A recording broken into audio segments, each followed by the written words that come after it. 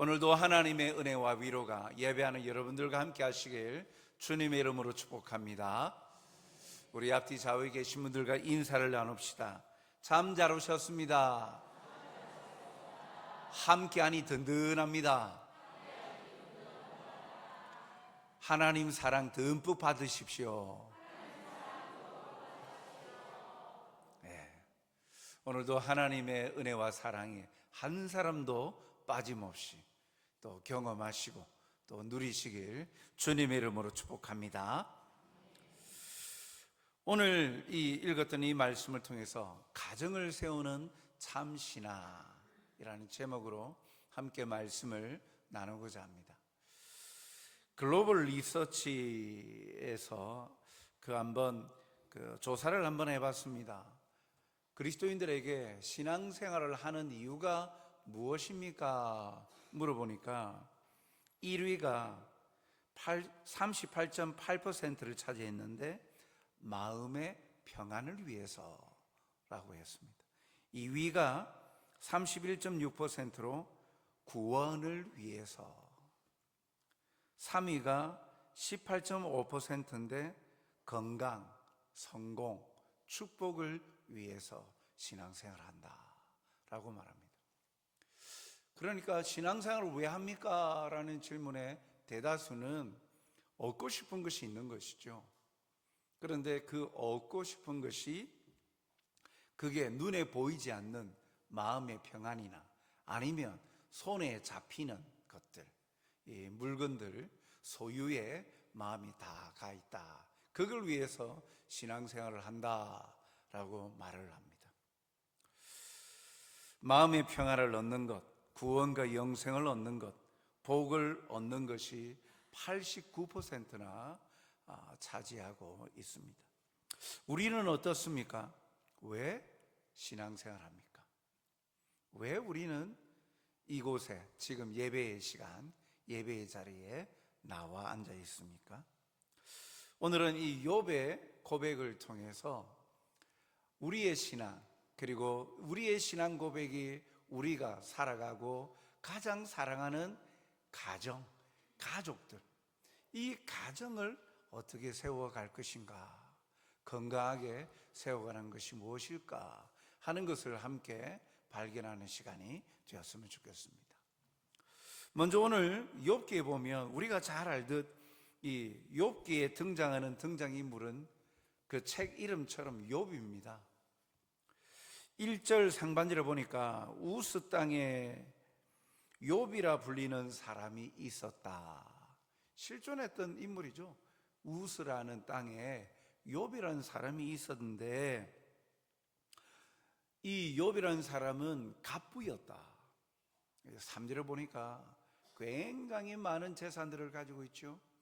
갑부에다가 또 다복한 가정이었습니다.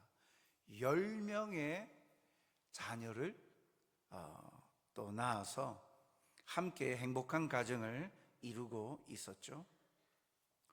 그래서 이러한 욥을 오늘 3절 하반절을 보니까 이 욥에 대해서 뭐라고 말합니까?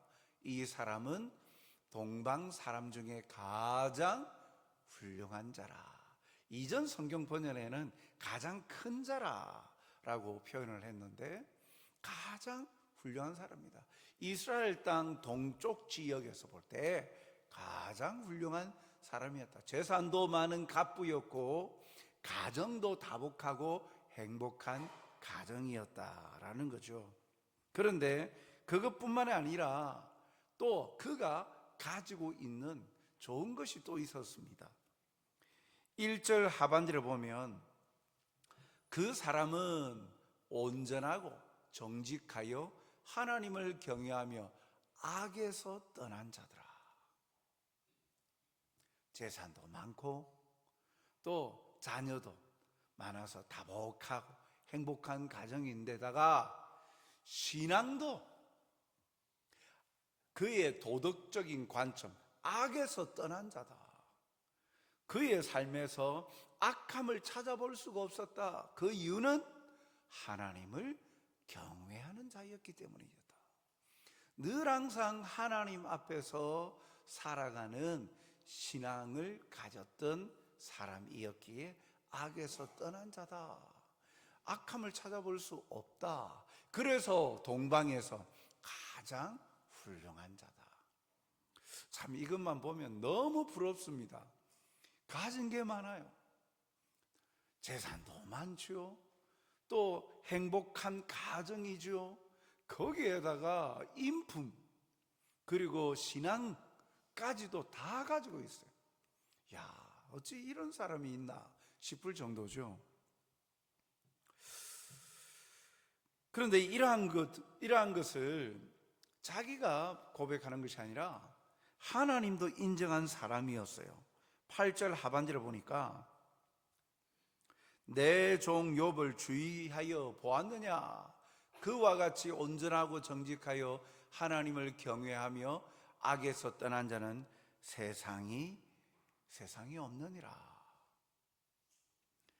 이 조금 전에 우리가 보았던 1절 하반절의 그 표현이 바로 예수님, 그 하나님께서도 동일하게 말씀하고 계신 거죠. 욥에 대해서 하나님께서 평가를 하시는데 악에서 떠난 자, 이 같은 사람이 없다. 이 같은 자가 세상에 없다. 야, 하나님께 인정함을 받는 사람이었어요. 어떻게 해요? 그렇게 인정함을 받았을까? 그는 한결같은 신앙으로 가정을 세웠던 사람이기 때문입니다. 5절에 보면 그들이 차례대로 잔치를 끝내면 욥이 그들을 불러다가 성결하게 하되 아침에 일어나서 그들의 명수대로 번제를 드렸으니 이는 욥이 말하기를 혹시 내 아들들이 죄를 범하여 마음으로 하나님을 욕되게 하였을까 함이라. 여기 그들은 욥의 자녀들이에요. 자녀들이 잔치 파티를 벌여요. 그러고 나면 그 다음날 아침에는 아버지 욥이 자녀들을 다 불러가지고 하나님 앞에 제사를 드린 거예요. 번제를 드린 거예요. 이유가 뭘까? 다시 5절 내용을 보면 혹시라도 죄를 범하여 마음으로 하나님을 욕되게 하였을까? 외적으로는 아무 이상 없어 보이지만 눈에 보이지 아니하는 마음으로 하나님을 욕되게 한 것은 없을까? 욥은 이와 같이 자기 자신이 하나님을 경외하고 그리고 또한 악에서 떠난 자로 살아가는 것뿐만 아니라 자신의 가정도 한결같은 자신의 신앙 고백으로 자신의 가정도 이렇게 세워갔다라는 거예요. 자신의 자녀들이 범죄하였을까? 하나님 앞에서 눈에 보이지 않는 그 마음속으로도 하나님 앞에 범죄하였을까 하여서 하나님 앞에서 정결함으로 살게 하였던 것이죠. 외적으로 보여지는 것보다 중심을 다해서 하나님을 섬기도록 가정을 세워갔다라는 거예요. 그런데 어떤 사람들은요, 가진 것이 많으니까 그런 여유가 있고 행하는 것이라고 말할 수 있죠. 아니, 여유가 있으니까 재산도 많지, 자녀도 많지, 또 주위 사람들에게 존중받지, 그러니까 그렇게 하지 라고 이렇게 평가하기도 합니다. 그러나 성경은 욥은 그런 것만은 아닙니다. 욥은 이러한 정결한 삶을 어떻게 말하기를요, 5절 하반절에 이렇게 말합니다. 욥의 행위가 항상 이러하였더라. 한결같았더라.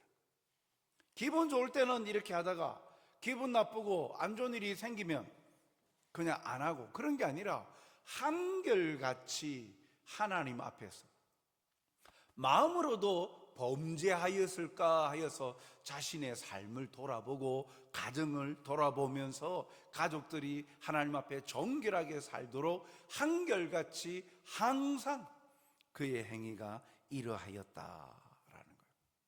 한결같았습니다.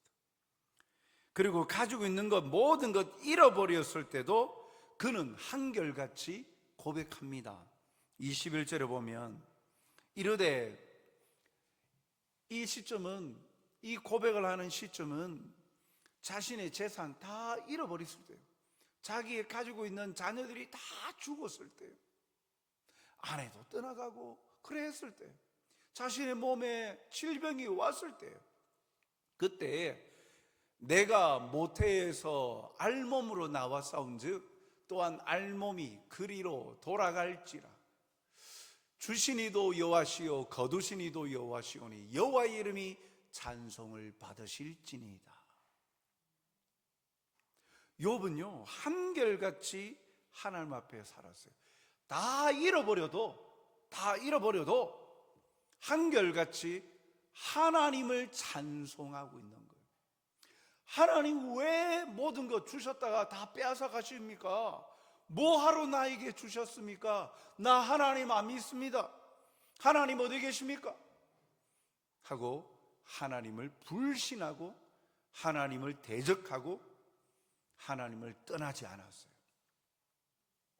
한결같은 마음으로 다 가지고 있는 것이 다 사라졌어요. 그렇죠, 주신 분이 하나님, 이게 내 것이 아니라 하나님의 것이었습니다. 그러니 이 주어진 자리에서 저는 하나님을 찬송합니다 라고 고백하죠. 한결같음을 유지하려면 그 중심이 발라야 되지 않습니까? 한결같아야죠, 마음이. 그리고 강한 의지 또한 있어야 한결같은 행동을 하죠. 변덕스러운 사람은 그가 중시 여기는 것이 시간마다 변합니다. 지금은 이것이 중요했다가 또 시간이 지나면 또 이것이 중요하고 가치 기준이 왔다 갔다 하죠, 변덕스러운 사람. 그런데 한결같은 사람은 중심이 바르고 흔들리지 않는 거예요. 그리고 그 중심을 지키기 위하여서 강한 의지를 가지고 있죠. 이것을 다르게 말하면 욥은 이렇게 한결같은 것은 그가 하나님을 향하여 가지고 있는 믿음이 변함이 없었다는 거예요. 하나님을 향하여 강한 신뢰, 전폭적인 의지와 믿음을 하나님을 향하여 가졌기에 주변의 상황이 변화되고 바뀌어도 이 믿음만큼은 흔들리거나 바뀌지 않는 거예요. 왜요? 하나님에 대한 믿음이 흔들리지 않기 때문입니다. 오늘도 우리는 하나님 앞에서나 사람 앞에서 한결같이 하나님의 기쁨을 누리고 사람들에게 존중받는 자들이 되는 자, 그런 사람이 되고 싶으면 한결같은 하나님을 향한 믿음을 소유하는 거예요. 하나님에 대한 믿음이 흔들리지 않는 거예요. 하나님이 어떠한 분이신지 분명 체험하여야 이것이 가능하죠. 오늘도 이러한 한결같은 신앙을 가지고 하나님을 사랑할 뿐만 아니라 사람들 앞에서도 또 칭찬받는 여러분들이 되시길 주님의 이름으로 축복합니다. 이런 다복한 가정을 누리던 그의 인생에 한순간에 바뀌는 그런 급작한 사건이 발생합니다. 그것은 6절에 보면 하루는 하나님의 아들들이 와서 여호와 앞에 섰고 사탄도 그들 가운데 온지라. 하나님 나라에 천상회의가 있었어요. 그 자리에 사탄이 하나님 앞에 나옵니다.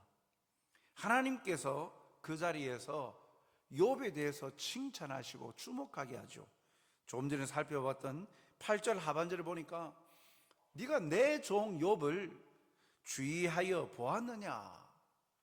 그와 같이 온전하고 정직하여 하나님을 경외하고 악에서 떠난 자는 세상에 없느니라. 하나님의 기쁨에 가득 찬 이 마음이 담겨 있지 않습니까? 그 천상회의에 있는 자리에서 사탄에게 야, 너 내 종 욥을 봤어? 꼭 집어서 욥에 대해서 이야기를 하는 거예요. 그러니까 하나님에게 있어서 욥은 자랑스러운 존재. 그런데 사탄은요, 이에 대해서 반박합니다. 뭐라고요? 핑계 없는 무덤 없다라는 말처럼 욥이 하나님을 그토록 경외하는 것, 경배하고 예배하는 것, 다 이유가 있는 행동입니다 라는 거죠. 9절 10절에 사탄은 이렇게 말합니다. 사탄이 여호와께 대답하여 이르되 욥이 어찌 까닭없이 하나님을 경외하리까? 주께서 그와 그의 집과 그의 모든 소유물을 울타리로 두르심 때문이 아니니까. 주께서 그의 손으로 하는 바를 복되게 하사 그의 소유물이 땅에 넘치게 하셨음이니이다. 무슨 말입니까? 아니, 하나님 그냥 이유 없이 까닭 없이 하나님, 그 욥이 하나님을 믿겠습니까? 하나님이 축복해 주셔서 그런 거 아닙니까? 욥은 지금 자기가 가지고 있는 그 풍요로움 때문에 하나님을 믿는 거 아닙니까? 라고 지금 반박하는 거예요. 11절에 보면 이제 주의 손을 펴서 그의 모든 소유물을 치소서. 그리하시면 틀림없이 주를 향하여 욕하지 않겠나이까? 그 많은 복 때문에 열심히 하나님을 섬기는 것이지, 그렇지 않다면 하나님을 섬기지 않는 것입니다 라는 거죠. 이 사탄의 반박을 통해서 신앙의 본질이 뭔가 다시 생각하게 합니다. 즉, 사탄이 생각하는 것은, 사탄의 이 말에는요, 신앙의 기초는 가지고 풍요롭고 그것을 소유하기 위하여서 신앙생활을 하는 거다라는 거예요. 믿음을 가지는 것, 자기가 부유해지려고 하는 거지 얻어지는 것이 없으면 믿지 않습니다. 자기 손에 떨어지는 것 없으면 인생은, 자기 손에 주어지는 것이 없으면 인생은 하나님 안 믿습니다. 욕할 겁니다 라고 지금 사탄은 이야기하고 있는 것이죠. 즉, 신앙의 기초가 뭐냐라는 관점입니다. 사탄은 분명히 주어지는 것이 있고 누리는 것이 있으니까 그 소원을 이루려고 믿는다라고 이야기를 하죠. 앞서 리서치 이 조사처럼 마음의 평안을 얻고 복을 얻기 위해서 신앙생활을 한다는 거죠. 다른 말로 표현하면 기복신앙이에요. 복을 기대하는 신앙. 사탄은 기복신앙 외에는 없다라는 거예요. 복을 기대하기 때문에 신앙생활을 하는 거예요. 그거 외에는 신앙이라고 있을 수 없어요. 하나님 그거 다 빼앗아 보세요. 그럼 욕하지요. 있으니까, 주시니까, 풍요롭게 주셨으니까, 그러니까 하나님을 믿습니다 라고 이야기하고 있는 거예요. 사랑하는 성도 여러분, 우리는 무엇 때문에 신앙생활을 합니까? 우리가 신앙생활하는 기초가 무엇입니까? 물론 신앙생활을 통하여서 하나님께서 베풀어 주시는 은혜와 복이 있습니다. 그걸 부정하는 것은 아니에요. 그러나 그 은혜와 복을 얻기 위한 것이 전부라면, 얻는 것이 없으면, 순간순간 손에 쥐어지는 것이 없으면, 그리고 그것이 사라지는 순간에는 신앙도 사라지지 않습니까? 대단히 중요한 부분입니다. 우리의 믿음의 실체가 무엇인가 볼 때 내가 가지고 누리고 있는 건강이나 물질이나 여러 가지 명예나 이런 것들이 다 사라져도 하나님을 믿을 것인가? 그 질문에 우리가 어떻게 답을 할 것인가요? 오늘 말씀을 통해 이 질문에 솔직하게 답하고, 그리고 하나님께서 원하시는 것을 얻어가시는 여러분들이 되길 바랍니다. 그저 넘어가는 것이 아니라, 나는 그러면 왜 신앙생활을 하고 있지? 신앙생활을 통해서 뭘 얻고자 하는 거지? 뭘 하고자 하는 거지? 나의 신앙은, 현주소는 어디일까? 이 사탄의 반박과 도발에 하나님은 어떻게 하십니까? 12절 상반절에 보니까 여호와께서 사탄에게 이르시되 내가 그의 소유물을 다 내 손에 맡기노라. 하나님께서 사탄이 그렇게 반박하니까 그래 좋다 해보아라, 권한을 너에게 맡긴다라는 거예요. 즉 권한을 주되 이 모든 것이 하나님의 통제 아래 있다라는 사실을 밝혀줍니다. 다르게 말하면 하나님이 허락하지 아니하시면 사탄이 욥을 건드릴 수 없다라는 거예요. 10절 11절에 주께서 두르심 때문 아니니까, 주께서 넘치게 하심 아니니까. 11절에 이제 주의 손을 펴서, 사탄은 이미 알고 있는 거예요. 주권자가 하나님이시라는 거예요. 그래서 주께서 하나님께서 주셨고, 하나님께서 베풀어 주시고, 하나님께서 보호하시고, 하나님께서 그렇게 채워 주셨기에 욥이 그렇다. 그래서 하나님이 허락하지 아니하시면 자기는 아무것도 할 수 없음을 인정하는 것이죠. 그러니 이 모든 것이 하나님의 통제 아래에 있습니다. 욥기 1장 11절 중반절에 보면 다만 그의 몸에는 네 손을 대지 말지니라. 그래 권한을 줄 테니까 한번 해봐라. 그러나 욥의 목숨은 건드리지 마라. 부탁이 아니라 명령입니다. 사랑하는 성도 여러분, 사탄이 마음대로 하고 싶다고 할 수 있는 것이 아닙니다. 하나님의 통제 아래에 있습니다. 이 사실은 우리에게 희망이 되고 소망이 됩니다. 왜요? 모든 것이 하나님의 통제 아래에 있기 때문에 우리에게 선한 결말이 있을 것을 알기 때문인 거예요. 사랑이신 하나님께서 끝까지 책임져 주시고 하나님이 선을 이루어 가심을 알기 때문에 모든 것이 하나님의 통제 아래에 있다. 그 주권자가 하나님이시다. 우리의 아버지가 되신다. 우리는 그의 자녀다. 얼마나 희망이 되고 기쁨입니까? 물론 어려움과 고난을 당하지 않으면 좋겠지만 그 모든 과정에서 하나님은 반드시 아름다운 결말을 맺도록 약속하신다는 사실이죠. 고린도전서 10장 13절에 보면 사람이 감당할 시험 밖에는 너희가 당한 것이 없나니 감당할 수 있는 시험만 주신다는 거예요. 오직 하나님은 너희가 감당치 못할 시험당함을 허락지 아니하시고 또 시험당할 즈음에 피할 길을 내셔서 능히 감당하게 하신다니라. 우리가 감당치 못할 그런 어려운 환난 주지 않으신대요. 주실 때 피할 길도 열어주심, 감당할 수 있도록 하나님께서 함께 하신다는 거예요. 오늘도 우리의 인생이 모두 하나님의 통제 아래에 있음을 인식하고 하나님만을 의지하고 소망하며 살아가는 여러분들이 다 되시길 주님의 이름으로 축복합니다. 이런 사탄의 도발로 욥에게는 말할 수 없는 고난이 닥쳐오죠.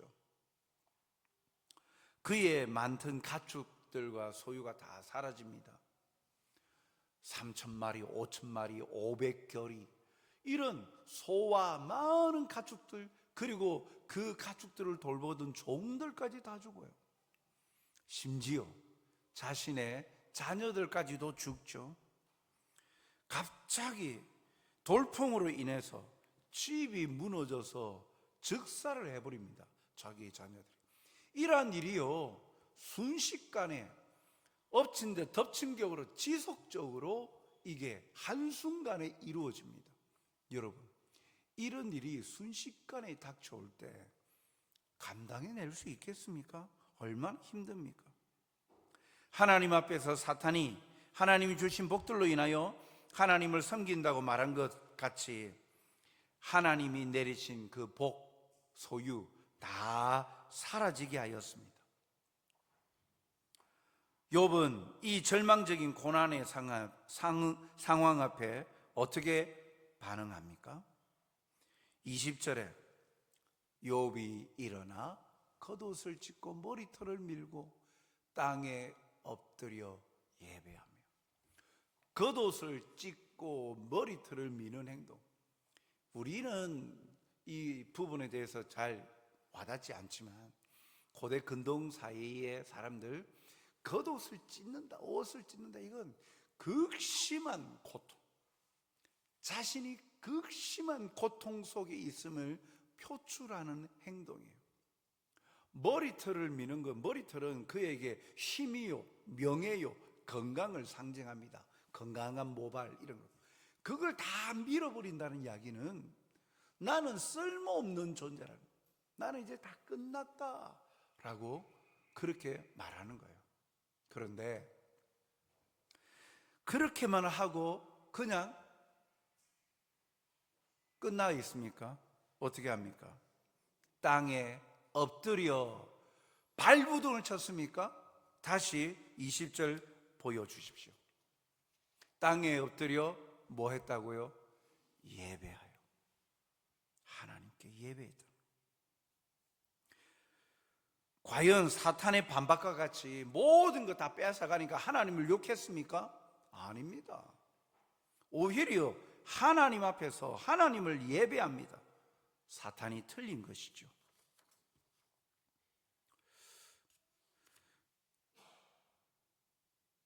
자신은 모든 소유가 사라져도 자신을 향하여서 뭐라고 고백합니까? 욥기 1장 21절에 내가 모태에서 알몸으로 나와 싸운즉 또한 알몸이 그리로 돌아가올지라 주신 이도 여호와시요 거두신 이도 여호와시오니 여호와의 이름이 찬송을 받으실지니이다. 하나님의 주인 되심을 고백하는 거예요. 하나님의 절대 주권을 인정하는 거예요. 자신에게 있었던 모든 것들이 자신의 것이 아니라 하나님의 것이었다라고 인정합니다. 하나님이 주인이시는 거예요. 그래서 하나님을 예배할 존재라는 것을 다시 한번 하나님 앞에 고백합니다. 그래 22절을 보면 이 모든 일에 욥이 범죄하지 아니하고 하나님을 향하여 원망하지 아니하니라.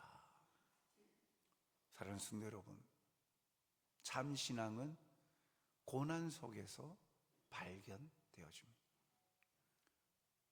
그가 가지고 있는 신앙의 중심이 무엇인지, 고난 상황 속에, 환난 속에서, 어려운 상황 속에서 비로소 무엇을 믿고 무엇을 잡고 무엇을 기대고 있었는가 하는 것을 보게 하는 거예요. 욥은 사탄의 말과 같이 물질을 손에 잡고 기대고 있었던 신앙이었습니까? 기복신앙이었습니까? 아니었습니다. 그토록 풍요롭고 자랑스러운 것이 다 사라져도 그는 동일하게 하나님을 찬양하고 예배하고 있었습니다.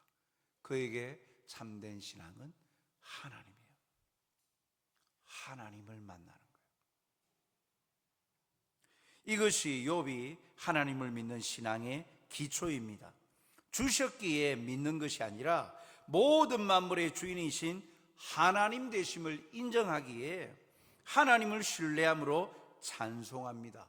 하나님의 주인 되심을 인정하여 하나님께 예배하는 것이죠. 사랑하는 성도 여러분, 오늘 우리의 신앙은 어떠합니까?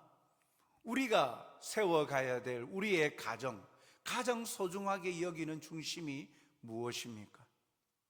무엇을 얻기 위하여 믿는 그런 기복신앙은 우리가 소유한 것들이 사라지는 순간 다 사라져버립니다.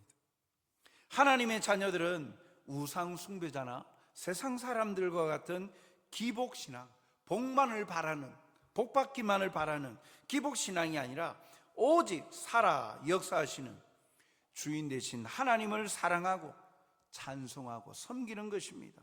하나님을 만나는 것이 제일 중요한 거예요. 나를 사랑하시는 하나님을 만나고 교제하고 그 관계가 끊어지지 않는 것이 신앙의 가장 중요한 부분이에요. 왜요? 그로부터 우리의 모든 것이 나오기 때문이죠. 빌립보서 3장 8절 9절 상반절을 보면 바울은 빌립보 교회에 편지를 보내면서 이렇게 고백합니다. 모든 것을 해로 여김은 내 주 그리스도 예수를 아는 지식이 가장 고상하기 때문이라. 내가 그를 위하여 모든 것을 잃어버리고 배설물로 여김은 그리스도를 얻고 그 안에서 발견되려 함이니. 욥의 신앙 고백이 오늘 이 바울의 고백과도 유사하죠. 모든 것을 잃어버림. 사실 바울은요, 자랑거리가 굉장히 많은 사람입니다. 당대의 유대인으로서 로마 시민권을 가지는 것은요, 특별한 신분 계층만이 가질 수 있는 것이죠. 그런데 이 바울은요, 로마 시민권을 가지고 있는 사람이에요.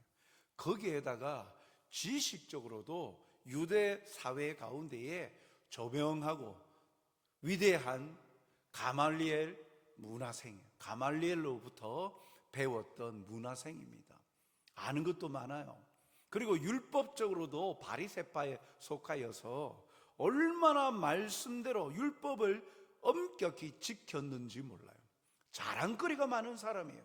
그런데 그 모든 것을요, 배설물로 여긴다는 거예요. 자랑스럽게 여기는 모든 것이 다 사라져도 좋다는 거예요. 그에게 있어서 최고의 가치가 무엇인가? 바로 예수님을 얻는 것, 예수님을 만나는 것.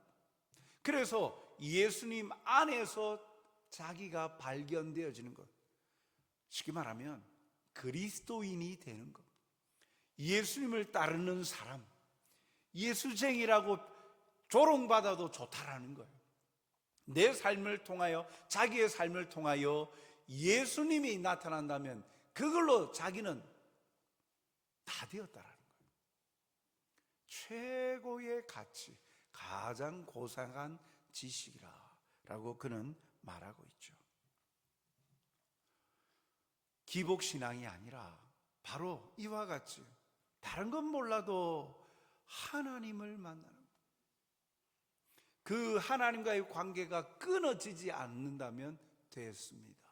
이렇게 고백하는 거예요. 욥은 지금 그런 거예요. 다 잃어버려도 다 하나님 주신 것인데, 하나님이 가져가신 대로 오직 하나님만 찬송할 뿐입니다 라고 고백하는 것이죠.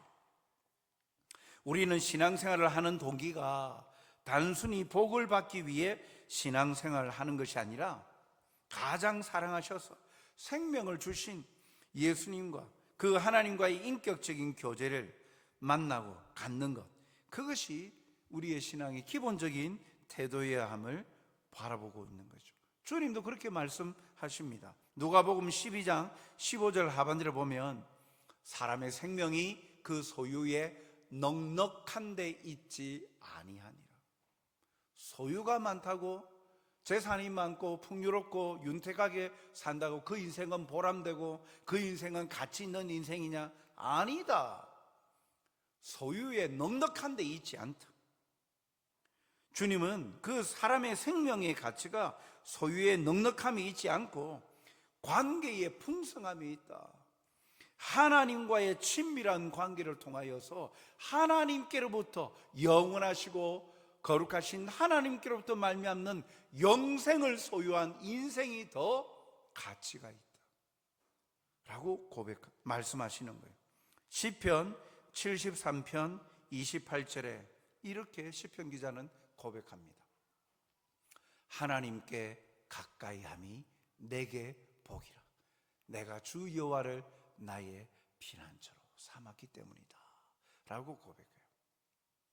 사랑하는 성도 여러분, 오늘 우리가 가지고 있는 신앙의 모습은 어떠한 부분입니까? 단편적으로 무언가를 얻기 위한, 복받기 위한 기복 신앙에 머물러 있습니까? 아니면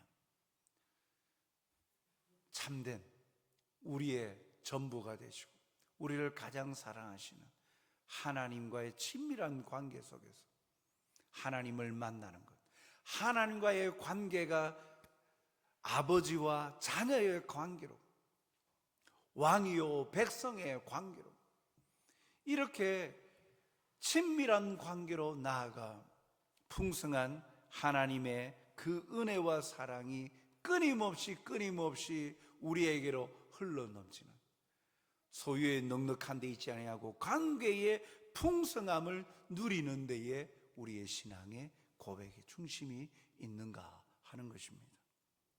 이 믿음의 자리에서 흔들리지 않는 굳건한 믿음을 소유한 자들로서 오늘도 참으로 이 믿음을 소유한 자가 자기의 자녀들의 혹시라도 마음으로 하나님을 욕되게 하였을까 예배하는 그 모습처럼 우리의 가정을, 우리의 이러한 참된 신앙의 고백을 중심으로 우리의 가정을 하나님이 기뻐하시는 가정으로 세워가시는 저와 여러분이 되시길 주님의 이름으로 축복합니다.